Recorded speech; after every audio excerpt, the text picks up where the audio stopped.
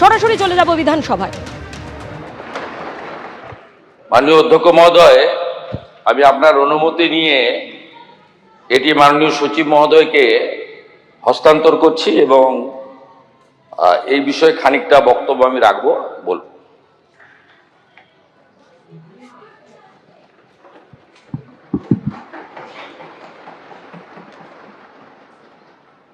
মাননীয় অধ্যক্ষ মহোদয়, আগামীকাল 21শে জুলাই এই দিনটাকে ব্যবহার করে অনেকে অনেক কিছু করে নিয়েছেন। শুধু রাজনৈতিক পদ বা সরকারি ক্ষমতা নয়, ব্যক্তিগত বিষয় সম্পত্তি আমেরিকায় চার্টার ফ্লাইটে ঘোরা, হরিশ চ্যাটার্জি হরিশ মুখার্জি স্ট্রিটে 38টা প্লটের মালিক হওয়া, অসংখ্য প্রাসাদের মতো বাড়ি তৈরি করা, অনেক অনেক কিছু করে নিয়েছেন। কিন্তু 21শে জুলাই কি হয়েছিল, কেন হয়েছিল, কারা করেছিল, পশ্চিমবাংলার 11 কোটি জনতা জনার্দন এখনো জানতে পারল না। কমিশন অনেক আগে রিপোর্ট দিয়েছে। নিয়ম হলো কমিশনের রিপোর্ট পাওয়ার পরে মন্ত্রিসভাকে জ্ঞাত করে সেটা বিধানসভাতে টেবিল করা যায়, অথবা বিধানসভা না চললে জনসমক্ষে আনা যায়। যেহেতু বিধানসভা চলছে, তাই আমি অন্য কোনো প্ল্যাটফর্ম থেকে এটা করতে পারি না। বিধানসভা আমাদের কাছে মন্দির, গণতন্ত্রের সবচেয়ে বড় মন্দির। সেই বিধানসভাতে আমি এটা সচিব মহোদয়কে দিয়ে দিলাম আপনার অনুমতি নিয়ে। সেখান থেকে যারা চাইবেন অপারেটিং পার্ট চিঠি করলে ফটোকপি পেয়ে যাবেন, যা নিয়ম রয়েছে। বিচারপতি Sushanta Kumar Chatterjee commission of inquiry, স্বরাষ্ট্র রাজনৈতিক দপ্তরের বিজ্ঞপ্তি নম্বর 6256 P/44/12/11 তারিখ 4/11/2011 রাজ্য সরকার কর্তৃক গঠিত 1993 সালের 21শে জুলাই মহাকরণ অভিযানের তদন্ত। কমিশনের পর্যবেক্ষণ সুপারিশে পরে আসার আগে এই কমিশন কাদের কাদের ডেকেছিল? মোট 44 জনকে ডেকেছিল। এর মধ্যে উল্লেখযোগ্য কয়েকটি নাম আমি আপনাদের কাছে রাখছি। 1 নম্বর, লেট বুদ্ধদেব ভট্টাচার্য, প্রাক্তন মুখ্যমন্ত্রী প্রয়াত। Shri N Krishnamurthy, chief secretary দিদেন। শ্রী মনীষ গুপ্ত, হোম সেক্রেটারি দিদেন। Tusharkanti Talukdar, commissioner of police, সব ওই সময়ের। Shri Kanwaljit Singh, joint commissioner of police. Rajkamal Johri, joint commissioner police. Shri Dinesh Chandra Bajpai, additional CP. Shri Prabir Kumar Das, ex OC Hastings. Shri DN Biswas, ex DC headquarter. Shri Siddhartha Roy, ex DC CD. Shri DK Ghoshal, ex sergeant. Shri Kiriti Sengupta, x DC SB. Shri Biman Bose, left ফ্রন্টের যিনি chairman ছিলেন, সম্ভবত সেই সময় CPIM এর সম্পাদক ছিলেন। শ্রী সোমেন্দ্রনাথ মিত্র, শ্রী প্রদীপ ভট্টাচার্য, শ্রী মঞ্জু কুমার মজুমদার, শ্রী প্রভাস ঘোষ, শ্রী বিশ্বনাথ চৌধুরী, শ্রী সরল দেব, শ্রী কিরণময় নন্দ, শ্রী তপন সিকদার, ডক্টর ওমর আলী, শোভনদেব চট্টোপাধ্যায়, পঙ্কজ ব্যানার্জি, মদন মিত্র,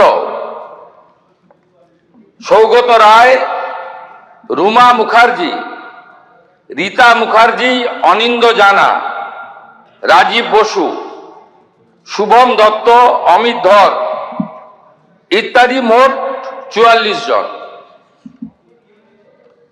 সবচেয়ে বড় যিনি সাক্ষী হিসেবে নিজেকে দাবি করেন, প্রাক্তন মুখ্যমন্ত্রী মমতা বন্দ্যোপাধ্যায়কে কমিশন ডাকার প্রয়োজন মনে করেনি। হয়তো আলাদা করে বলে দিয়েছিলেন যে আমাকে ডাকবেন না। সবাই উপস্থিত হয়েছেন, কেউ কেউ কোশ্চেন হিয়ারিং এর উত্তরও দিয়েছেন পাঠানো প্রশ্নের। একজন রিফিউজ করেছিলেন যে আমি সাক্ষী দিতে যাব না, তার নাম হলো প্রাক্তন অপোজিশন লিডার 2001 থেকে 2006 প্রয়াত পঙ্কজ ব্যানার্জি। তিনি বলেছিলেন, তার স্টেটমেন্টে ইংরেজিতে রেকর্ড করা আছে, তাই আমি ইংরেজিতেই পড়ছি। When summoned by the commission as the first victim of the 1993 agitation, where is sustained head injury, that means late Pankaj Banerjee, expressed his inability to depose and gave a statement to the media that I believe that the person solely responsible for the firing was none other than the Home Secretary Monish Gupta. But the culprit has been given a berth in the Mamata Banerjee cabinet. It is quite apparent why the commission could not take his name or hold Monish Gupta responsible. The commission did it under the direction of the powers that be. এই স্টেটমেন্টটা উনি দিয়েছিলেন Times of India 1/1/2015, কমিশনকেও জানিয়েছেন internally আর পাবলিকলিও বলেছেন। আর বাকিরা গেছেন। এই কমিশনের যে ইনকোয়ারি রিপোর্ট, সেই ইনকোয়ারি রিপোর্টে কমিশন যে মূল অবজারভেশনগুলো দিয়েছে, যা এটাতে আছে, পি নীরজ নয়ন, প্রিন্সিপাল সেক্রেটারি, এটাতে আমি বাংলা করে আপনাদেরকে বলছি। এক, আইন অনুযায়ী প্রয়োজনীয় যথাযথ নির্বাহী তদন্ত এক্সিকিউটিভ ইনকোয়ারি হয়েছিল বলে কমিশন মনে করে না। সম্পূর্ণ নির্বাহী তদন্ত প্রক্রিয়াটি ন্যায্য, যথাযথ, সরল বিশ্বাসে সম্পন্ন হয়েছে বলে প্রতীয়মান হয় না। নির্বাহী তদন্তের রিপোর্ট এবং সংশ্লিষ্ট অন্যান্য রিপোর্টের অনুপস্থিতি বিচার বিভাগীয় পর্যালোচনার আওতার বাইরে চলে গেছে, ফলে পুলিশি গুলিচালনার যথার্থতা প্রমাণিত হয় না। তৎকালীন পুলিশ কমিশনার তুষারকান্তি তালুকদারের রিপোর্ট আধিকারিকদের বিবৃতির সঙ্গে যথেষ্ট অসামঞ্জস্যপূর্ণ। তৎকালীন পুলিশ কমিশনার প্রকাশ্যে অস্বীকার করেছেন, বিতর্কিত করেছেন এবং কার নির্দেশে পুলিশ গুলি চালানো হয়েছিল সেই প্রকৃত তথ্য প্রকাশ করতে অস্বীকার করেছেন। মহাকরণ থেকে সমস্ত প্রাসঙ্গিক নথিপত্র কেন পাওয়া যাচ্ছে না তা গ্রহণযোগ্য বলে মনে করা হয়নি। তখনকার মুখ্যমন্ত্রী কে ছিলেন, যিনি কালকে কালীঘাট তৃণমূলের কর্মসূচিতে হয়তো যাবেন। তিনি তথ্য সরবরাহ করেননি, তিনি একটাও নথি দেননি, কারণ ওনার পাওয়ার মিনিস্টার ফেঁসে যাওয়ার প্রভূত সম্ভাবনা ছিল। 5, সমস্ত জনসাধারণ, মাননীয় নেতৃবৃন্দ সাংবাদিক ও পুলিশ আধিকারিকদের বিস্তারিত সাক্ষ্য প্রমাণ থেকে সেই সাক্ষ্যের প্রমাণ মূল্য বিচার করে কমিশন বিচক্ষণতার সঙ্গে দেখতে পেয়েছে যে রাইটার্স বিল্ডিং থেকে বহু দূরে অবস্থানরত জনতাকে নিয়ন্ত্রণ করার জন্য গুলি চালানোর প্রয়োজন ছিল না। 6, রাইটার্স বিল্ডিং আক্রমণের আশঙ্কা কাল্পনিক ছিল। যেসব স্থানে গোলযোগ হয়েছিল, যেখানে গুলি চালানো হয়েছিল, তাই রাইটার্স বিল্ডিং থেকে অনেক দূরে। কমিশন সিদ্ধান্তমূলক দেখতে পেয়েছে যে মেয়র Red Road, Dorina crossing, Metro সিনেমার সামনে এসপ্লানেড রোতে যে গুলি চালানো হয়েছিল তার সবকটি ছিল অপ্রয়োজনীয়, উস্কানিবিহীন এবং অযৌক্তিক। এগুলো কমিশন পরপর অবজারভেশন দিয়ে গেছে। এবারে রেকমেন্ডেশন পার্টটা আমি আপনাদেরকে বলছি, বাকি সমূহ তথ্য এখানে আছে আপনার রিপোর্টে। কমিশনের সুপারিশ, রাইটার্স বিল্ডিং এ কিভাবে প্রয়োজনীয় গুরুত্বপূর্ণ নথিপত্র সংরক্ষণ করতে পারছে না সে বিষয়ে কার্যকর ব্যবস্থা গ্রহণ করা রাজ্য সরকারের দায়িত্ব। রাজ্য সরকার সে দায়িত্ব পালন করেনি, তখন সিপিএম ছিল না, তখন তৃণমূল কংগ্রেসেরই সরকার ছিল। রাইটার্স বিল্ডিং এ প্রয়োজনীয় নথিপত্র সংরক্ষণ না করার দায়িত্ব চিহ্নিত করার জন্য যথাযথ, প্রকৃত, সরল বিশ্বাসে আইনসঙ্গত পদক্ষেপ শুরু করা উচিত। 2026 সালের নির্বাচনের আগে পর্যন্ত এ বিষয়ে কালকে যারা ভাষণ দেবেন তাদের ভূমিকা নেতিবাচক ছিল, উদাসীন ছিল। ভবিষ্যতে অনুরূপ দুর্ঘটনা এড়াতে রাইটার্স বিল্ডিং এ অবস্থিত রাজ্য সরকারের সদর দপ্তরে ও লালবাজারে পুলিশ দপ্তরে নথিপত্র হারিয়ে যাওয়ার কারণ সম্পর্কে যথাযথ তদন্ত করা উচিত। এক্ষেত্রেও আপনারা আপনাদের দায়িত্ব পালন করেননি। যে সমস্ত ভুক্তভোগী মারা গেছেন, যে সমস্ত ভুক্তভোগী আহত হয়েছেন, তারা ক্ষতিপূরণ পাওয়ার যোগ্য, কারণ তারা একটি আন্দোলনে অংশগ্রহণ করার জন্য কষ্ট ভোগ করেছেন। মৃত ভুক্তভোগীদের শহীদ হিসেবে গণ্য করা উচিত এবং এদেরকে শহীদ হিসেবে গণ্য করার রেকমেন্ডেশন করেছেন। কমিশন যে 12 জনকে পোস্টমর্টমের পরে চিহ্নিত করা হয়েছে, তাদের পরিবার, তাদের প্রত্যেককে 25 লক্ষ করে টাকা আর আহতদের 5 লক্ষ করে টাকা দেওয়ার সুপারিশ করছে। কি করেছেন আপনারা? আপনারা মৃতদের দিয়েছেন 2 লক্ষ করে টাকা আর আহতদের দিয়েছেন 15,000 করে টাকা। লজ্জা লাগে না?